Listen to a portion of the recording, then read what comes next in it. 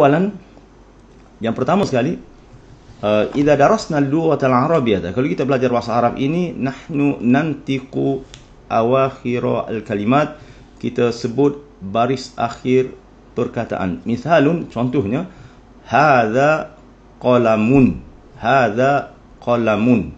Kita tidak baca hadza qalam.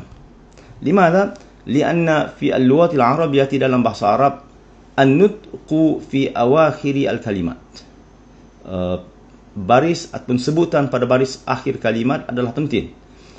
Dan baris akhir pada kalimat dalam bahasa Arab memberikan makna di dalam bahasa Arab. Lianna bi al-lughati al-arabiyyah, dalam bahasa Arab, misalnya tanzu qalamun, hunaka qalaman, hunaka qalamin, atau hunaka al-qalamu, al-qalama, atau al-qalami, al-qalami. Fahadha huwa sabab fi bidayati dirasati al-lughati al-arabiyyah. Dalam permulaan kita belajar bahasa Arab, nahnu nantiqu awakhir al-kalimat, kita sebut baris akhir perkataan.